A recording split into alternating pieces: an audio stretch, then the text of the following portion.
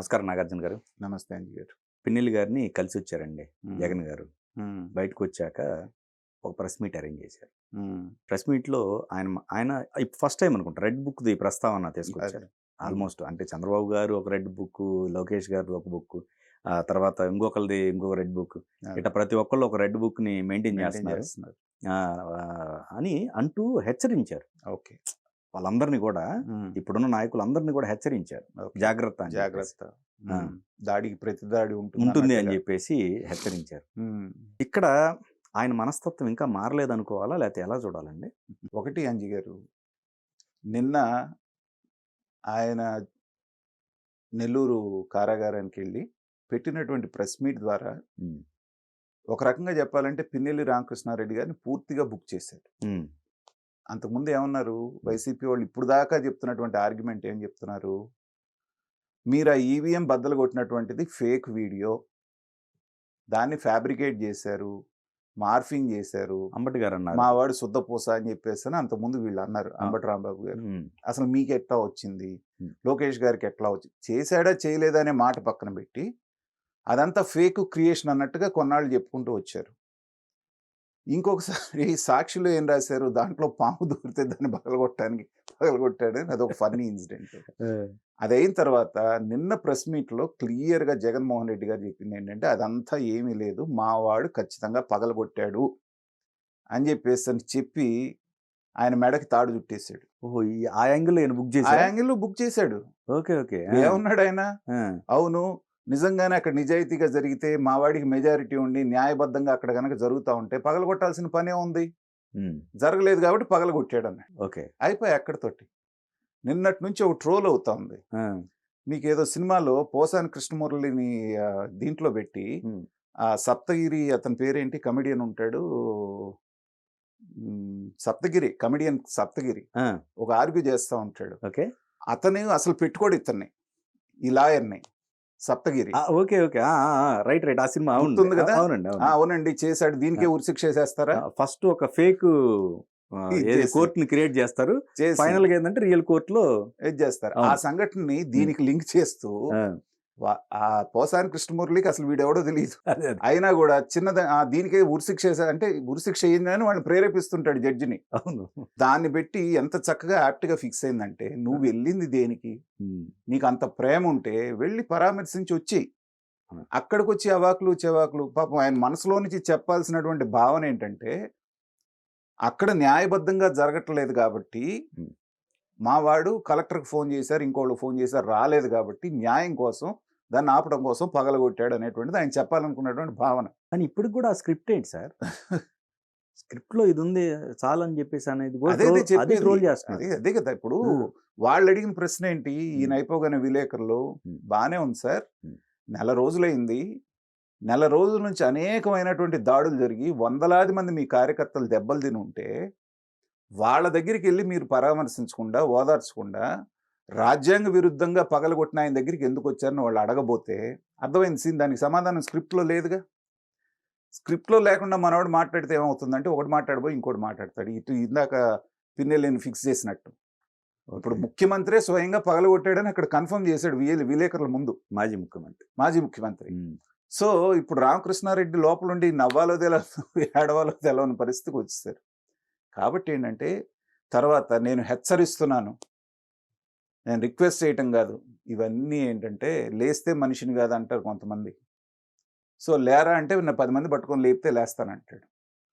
అలాగా జారిపోతున్నటువంటి క్యాడర్‌ని, ఆయనకి ముఖ్యమైనటువంటి అనుచరులు, అసలాయన క్లోజ్ సర్కిల్ అనుకున్నటువంటి వాళ్ళే ఒక్కొక్కళ్ళుగా జారిపోతున్నారు. వాళ్ళని కూడా ఉంటే ఉండండి, పోతే పోండి అన్నాను. అంటారండి. హ్మ్. ఎందుకంటే, ఆయన అనకపోయినా ఎళ్ళిపోతారని కన్ఫర్మ్ అయింది గాబట్టి. ఓకే. ఇప్పుడు బొత్స సత్యనారాయణ గారి దగ్గర నుంచి బుగ్గన రాజేంద్రనాథ్ రెడ్డి దాకా అందరూ గూడా క్యూ గట్టి ఇంకా ఆ పార్టీలేవి గూడా బీజేపీ గాని, వీళ్ళు కొంత తటపటాయిస్తున్నారు గాబట్టి ఇప్పటిదాకా ఆగారు.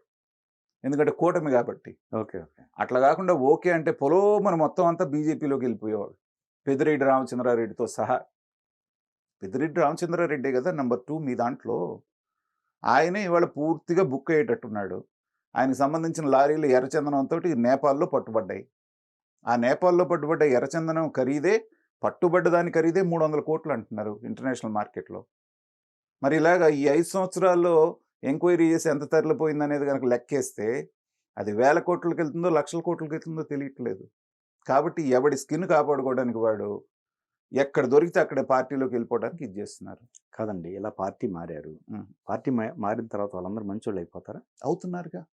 అయ్యారుగా. ఇంకేముందండి? ఇప్పుడు ఇప్పుడు బి అనవసరంగా మీడియాలో గావచ్చు, లేకపోతే ప్రజలు గావచ్చు అనవసరంగా మాట్లాడుకోవడమే తప్ప అంతే మనలాంటి వాళ్ళందరూ ఏ ముద్దించుకోవడమే కానీ అంతే తప్ప ఇప్పుడు బీజేపీ విధానం గానివ్వండి, హ్మ్. ఇంకోళ్ళ విధానంగా బీజేపీ ముఖ్యంగా ఏ పార్టీ అయినా. మాట్లాడుకోవాలంటే అంటే మిగతా పార్టీల కంటే కూడా హ్మ్.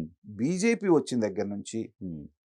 మీరు ఈ 10 సంవత్సరాలు గమనిస్తే వాళ్ళు ఒక ముఖ్యమైనటువంటి క్యాండిడేట్‌ని న్యూట్రలైజ్ చేయాలి. లేకపోతే వాళ్ళ వైపు తెచ్చుకోవాలంటే ఫస్టు ఈడీనో లేకపోతే సీబీఐయో వెళ్తుంది ఆళ్ళ దగ్గరికి.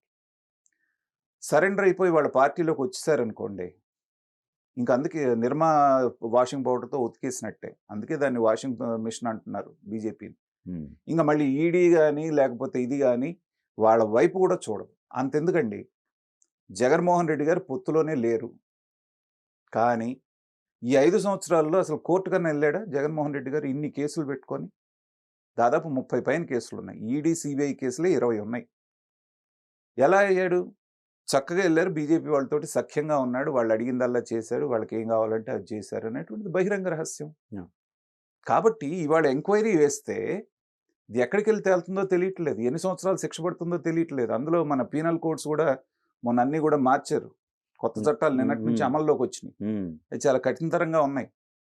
సో, క్విక్‌గా పరిష్కారం అయిపోయి శిక్షలు పడేటువంటి అవకాశం కూడా కనపడుతోంది. కాబట్టి వెళ్ళి పెద్ద తలకాయ దగ్గర చేరిపోయాము అంటే మనం అందరం కూడా సేఫ్ అయిపోతాం అనేటువంటి దాంట్లో ఎవ్వడి ప్రయత్నాల్లో వాళ్ళున్నారు.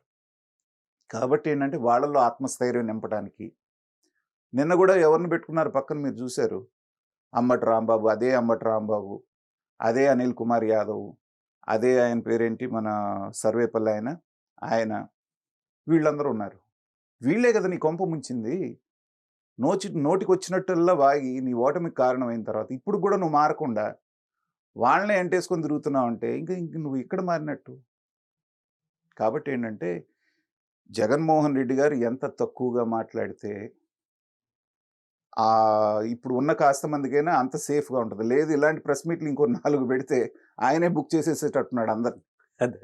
అలాగే తయారవుతుంది. ఆ! అందుకని ఒకటేంటంటే సబ్జెక్ట్ మీద అవగాహన లేకపోవటం అండి. ఎవడో ఏదో చెప్పి రాసిస్తే స్క్రిప్ట్‌లు. తర్వాత గత కొద్ది కాలంగా ఒక సంవత్సరంగా చూస్తున్నాం ఏంటి? ఆ రామాయణం, మహాభారతం కోట్ చేయటం, శిశుపాలుడి తప్పులు, అర్జునుడు, కర్ణుడు ఇవన్నీ మాట్లాడతారు. ఇవే కొంప ముంచినియి. అయిపోయింది. దుష్ట చతుష్టయం. మళ్ళీ గూడా ఇంకా శిశుపాలుడు తప్పులంటున్నాడు. నువ్వు ఈ శిశుపాలుడు తప్పులు ఎప్పుడు మొదలుపెట్టాలి? ఒక 6 నెల్లో, సంవత్సరమో టైం ఇచ్చి చెప్పినటువంటి ఇవి హామీలు అమలు పరుస్తున్నప్పుడు నువ్వు చెప్పాలి. వాళ్ళు చెప్పిన ఫస్ట్ హామీనే బ్రహ్మాండంగా రూ. 7,000 పెన్షన్ ఒక రోజులో మొత్తం బంచేశారు. నీ వాలంటీర్‌లతో పని లేకుండా. అయిగా తప్పులు. అలాంటప్పుడు వాళ్ళ పార్టీ మీద జరుగుతున్న అదే. దాడులు. వాటిని తప్పులు ఆయన మీద వాళ్ళు అది చేస్తారు. ప్రజల దృష్టిలో గాదు గదా! నీ దృష్టిలో తప్పులు. అయ్యే మరి. నేనంటుంది అదే అవగాహన లోపం అనేటువంటిది అక్కడే. హ్మ్. నీకేది అవసరమో ప్రజలకు గూడా అదే అవసరమని నువ్వు భ్రమలో బతుకుతున్నావు. అది గాదు. ప్రజల అవసరాలు వేరున్నాయి. నీ అవసరాలు వేరే ఉన్నాయి. నీ అవసరాల కోసం ప్రభుత్వాలు పనిజేయవు గదా! అందుకనేంటంటే ఎప్పటికి జ్ఞానోదయం అవుతుందో తెలియట్లేదు. ఇంక ఓటమి ఫ్రస్ట్రేషన్‌లో ఆయన ఏం మాట్లాడుతున్నాడో దాని మీదే లేదు. తర్వాత మీమర్స్‌కి మాత్రం బ్రహ్మాండమైనటువంటి జీవనోపాధి కల్పిస్తున్నారు జగన్మోహన్ రెడ్డి గారు. ఆ విషయంలో ఆయన్ని అభినందించాల్సిందే. కొన్ని వేల మంది మీమర్స్ ఆయన మీద బతుకుతున్నారు.